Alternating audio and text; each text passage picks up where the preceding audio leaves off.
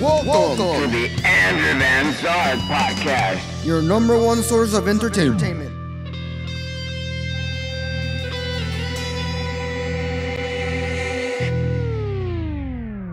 Hello and welcome to the Zark podcast. Today we will learn the Asian history behind Halloween. So stay tuned, and it's brought to you by History Channel. It's just a reread, nothing to do with History Channel. It's just a reread from the website. So listen closely and learn the Asian history behind Halloween. Straddling the line between fall and winter, plenty and paucity, life and death, Halloween is a time of celebration and superstition. It is thought to have originated with an ancient Celtic festival of shaman, when people would light bonfires and wear costumes to ward off roaming ghosts. In the 8th century, Pope Gregory III designated November 1st as the time to honor all saints and martyrs. The holiday, All Saints' Day, incorporated some of the traditions of shaman. The evening before was known as All Hallows' Eve, and later Halloween. Over time, Halloween evolved into a secular, community-based event characterized by child-friendly activities such as trick-or-treating in numerous of countries around the world. As the days grow shorter and the nights get colder, people continue to usher in the winter season with gatherings, costumes, and sweet treats. Ancient origins of Halloween. Halloween's origins dates back to the ancient Celtics festival of Shaman. The Celtics, who lived 2,000 years ago in the area that is now Ireland, the United Kingdom, and northern France, celebrated their new year on November 1st. This day marked the end of summer and the harvest, and the beginning of the dark, cold winter, a time of year that was often associated with human death. Celtics believed that on the night before the new year, the boundaries between the worlds of the living and the dead became blurred. On the night of October 31st, the celebrated shaman, when it was believed that the ghost of the dead returned to Earth, in addition to causing trouble and damaging crops. Celts thought that the presence of the otherworldly spirits made it easier for the druids or Celtic priests to make predictions about the future. For a people entirely dependent on the volatile nature world, these prophecies were an important source of comfort and direction during the long and dark winters. Also, did you know 1/4 of all the candy sold annually in the US is purchased for Halloween? To commemorate the event, Druids built huge sacred bonfires where the people gathered to burn crops and animals as sacrifices to the Celtic deities. During the celebration, the Celts wore costumes typically consisting of animals' head and skins, and attempted to tell each other's fortunes. When the celebration was over, they relit their heart's fire, which they had extinguished earlier that evening from the sacred bonfire to help protect them during the coming winter. By 43 AD, the Roman Empire had conquered the majority of the Celtic territory. In the course of the 400 years that they ruled the Celtic lands, 2 festivals of Roman origins were combined with the traditional Celtic celebration of Samhain. The first was Feralia, a day in the late October when the Romans traditionally commemorated the passing of the dead. The second was a day to honor the ancient Rome goddess of fruits and trees, Pomona. The symbol of Pomona is the apple, and the incorporation of its celebration into shaman probably explains the tradition of bobbing for apples that is practiced today on Halloween. On May 13, 609 AD, Pope Boniface IV dedicated the Pantheon in Rome in honor of all the Christians, martyrs, and the Catholic Feast of All Martyrs' Day was established in the Western Church.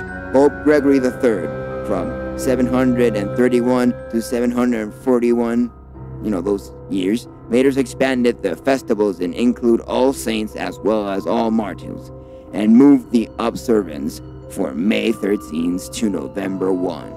By the 9th century, the influence of Christianity had spread into the Celtic lands, where it gradually blended with and supplemented the older Celtic rites.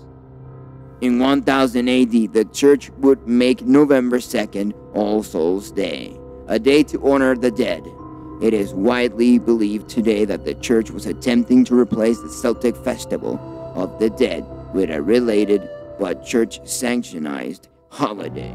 All Souls Day was celebrated similarly to Shaman, with big bonfires, parades, and dressing up in costumes as saints, angels, and devils. The All Saints' Day celebration was also called All Hallows or All Hallman, for Middle English All Hallows, meaning All Saints' Day. And the night before it, the traditional night of Shaman in the Celtic region began to be called All Hallows Eve and eventually Halloween. Then, Halloween comes to America. Celebration of Halloween was extremely limited in colonial New England because of the rigid Protestant belief system there. Halloween was much more common in Maryland and in the southern colonies. As the beliefs and customs of different European ethnic groups as well as the American Indians meshed, a distinctly American version of Halloween began to emerge. The first celebration included play parties, public events held to celebrate the harvest where neighbors would share stories of the dead, tell each other fortunes, dance and sing. Colonial Halloween festivities also featured the telling of ghost stories and mischief-making of all kinds. By the middle of the 19th century, annual autumn's festivities were common, but Halloween was not yet celebrated everywhere in the country. In the second half of the 19th century, America was flooded with the new immigrants.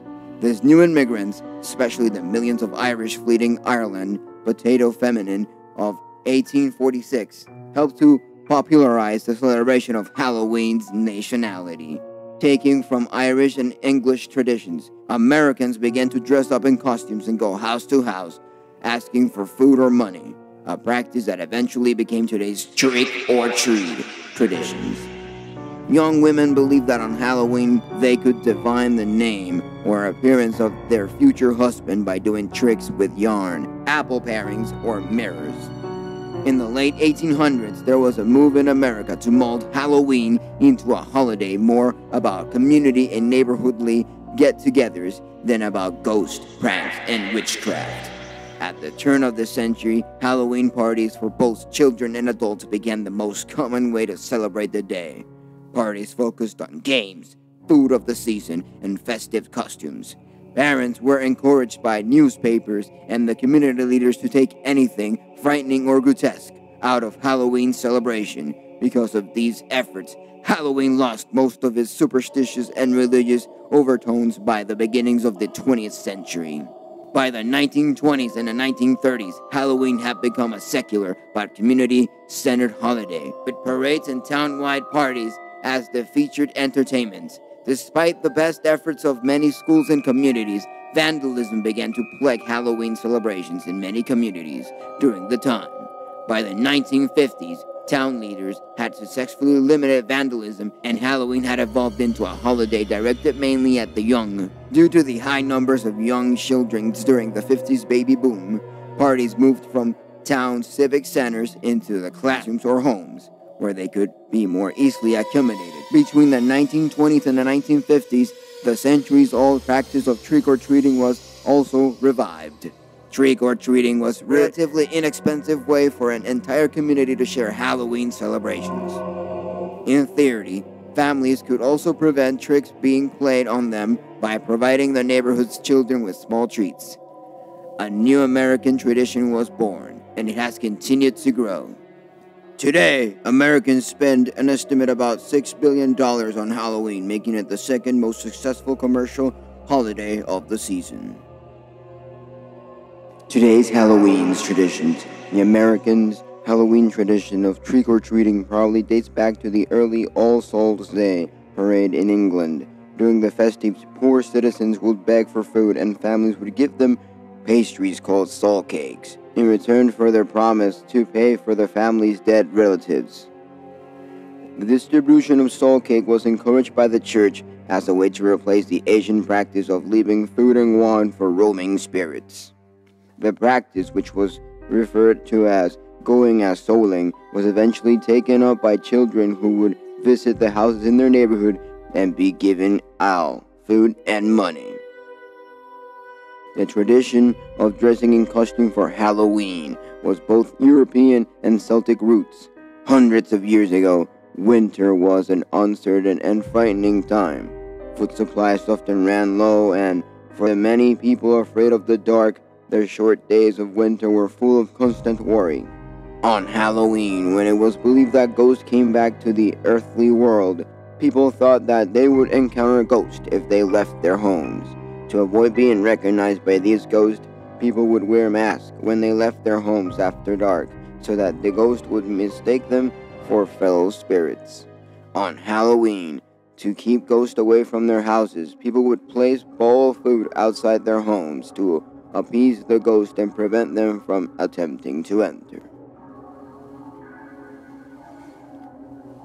Now the Halloween superstitions. Halloween has always been a holiday filled with mystery, magic, and superstition. It began as Celtic end-of-summer festival during which people felt especially close to deceased relatives and friends. For these friendly spirits, they set places at dinner tables, left treats on doorsteps and along the side of the road, and lit candles to help loved ones find their way back to the spirit world. Today's Halloween's ghosts are often depicted as more fearsome and malevolent, and our customs and superstitions are scarier too. We avoid crossing paths with black cats, afraid that they might bring us bad luck. This idea has its roots in the Middle Ages, when many people believed that witches avoided detection by turning themselves into cats. We try not to walk under ladders for the same reason. This superstition may have come from the ancient Egyptians, who believed that triangles were sacred.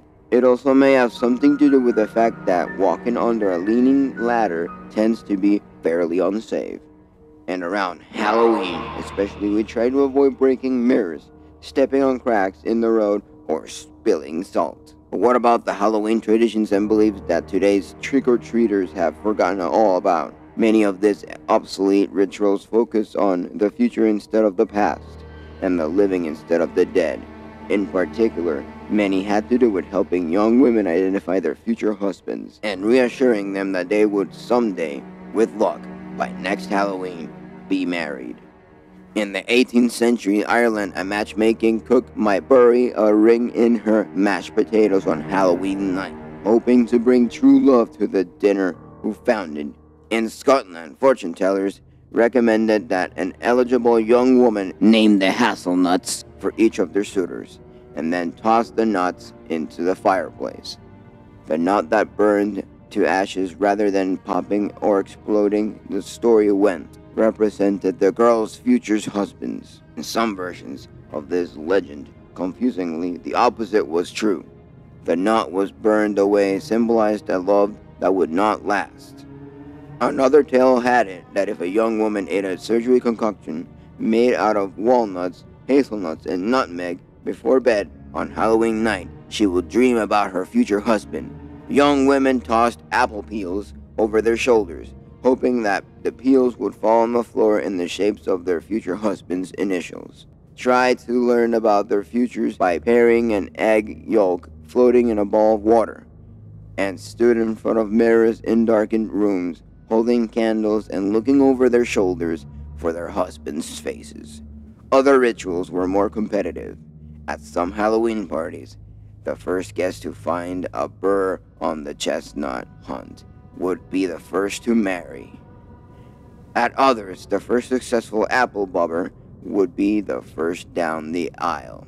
Of course, whether we're asking for romantic advice or trying to avoid 7 years of bad luck, each one of these Halloween superstitions relies on the goodwill of the very same spirits whose presence the early Celts felt so keenly. Well, that is all for today, folks. Make sure to subscribe, comment, and like, and follow me on every social network under Andrew Van Zark. Thanks for listening to the Andrew Van Zark podcast. This was the Halloween edition, teaching you the Asian history behind Halloween. So, as always, I'll catch you on the flip side. Adios, amigos! You are listening to The Andrew Van Zark Podcast. your number one source of entertainment.